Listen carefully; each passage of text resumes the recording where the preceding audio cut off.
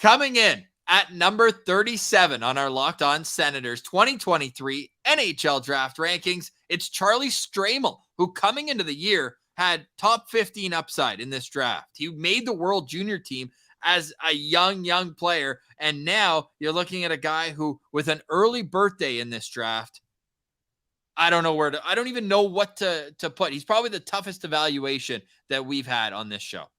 Unfortunately, very underwhelming freshman year at the University of Wisconsin for Charlie Stramel. And look, these things happen, right? Like you go to a different competition level and you're not set up for success. That was, by all accounts, a tough year for Wisconsin. I believe they had a coaching change early on, and a lot of scouts were saying, hey, there was just no structure here. And when you're a freshman starting college hockey, you need structure to succeed, in my opinion. So I don't want to say these are excuses for Charlie Stramel, but it's certainly something you need to take into consideration, because in 33 games, he had 5 goals and 7 assists, 12 points. Very underwhelming. But he did have a better showing in the World Juniors, 3 assists in seven World Junior games. A lot of scouts said they were pleased with kind of seeing that. Okay, he still got it.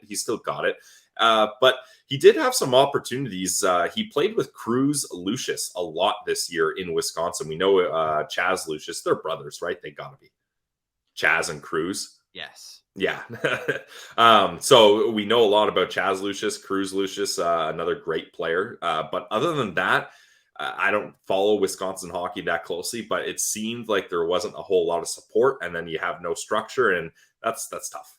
Yeah, I just think that you're looking at a guy who maybe, and we've talked about this for some other guys, they've been on the scene for so long, you start kind of seeing the poor play or the one thing that's not ideal. And for Charlie Stramel, it's the fact that he's 6'3", 215 pounds, but doesn't play like a power forward at all. Like, he's not the type of guy who's going to go in first on the forecheck and, crash and smash and break up pucks and be that, pest out there, or a guy who's like, taking over games. It just feels like he fits into the flow of the game. He's a two-way guy, and it just, you always, from the highlights I saw, it just felt like I was left wanting more out of him for the package that you see. This guy made the World Junior team at 16. Like, he only got into one game that year, but he made the team at 16. So he's clearly been on the radar forever. And then this past year, 7 games, had 3 points, but they all came in the first 3 games. Or sorry, 2 of the 3 came in the first 2 games against, Latvia, world champions, and Slovakia as well. So it just felt like,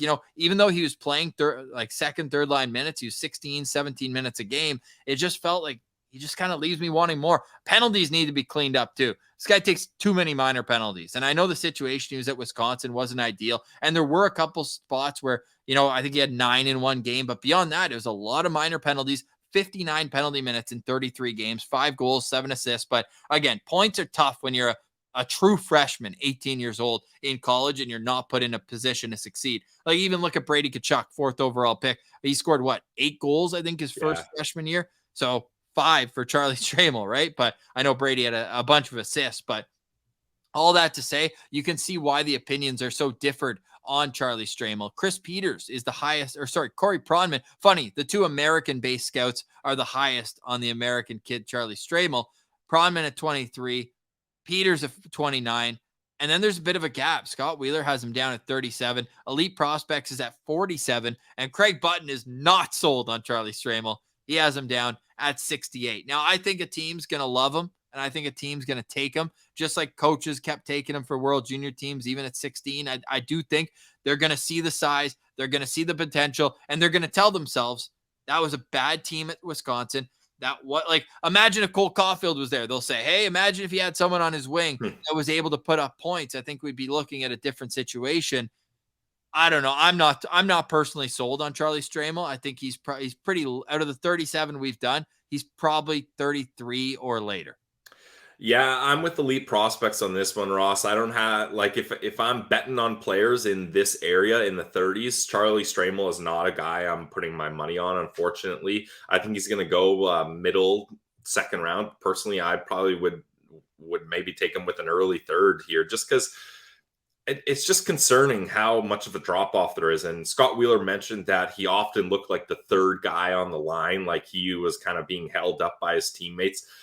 I think he's a well-rounded prospect, but there's not one single thing about him that pops for me. Like nothing. And maybe this is a jack of all trades, master of none type situation, but he's lower on my rankings. Like I got him at a 2.5 stars out of 5. He's sitting down there with Edward Chalet. Unfortunately, this is just, there's so much damn talent in this draft.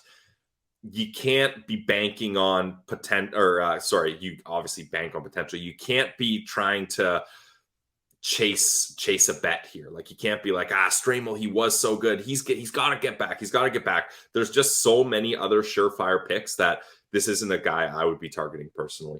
Corey Prodman, the highest on him at 23, does say he's below average hockey sense, but high end compete. So there's kind of that yin and yang there. But his analysis of him goes on to say his pure athletic tools are highly intriguing and can power his way through checks to the net. Never shies away for an engagement. I didn't necessarily see that, but he finishes off by saying, due to the lack of sense, there's a possibility that he may need to play wing, but his great face-off skills could counteract that. Basically, if I put them head-to-head, Pillsy, Charlie Stramel or Danny Nelson, who are you picking? Oh, Nelson all day. Yeah.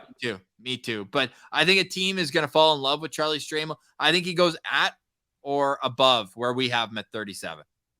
Okay. Yeah. I'll say my official prediction is he's in the 40s. Okay, I'll go 30s. You got 40s on Charlie Stramel, who comes in at number 37 on our Locked On Senators 2023 NHL Draft rankings. For more, check us out on YouTube at Locked On Senators.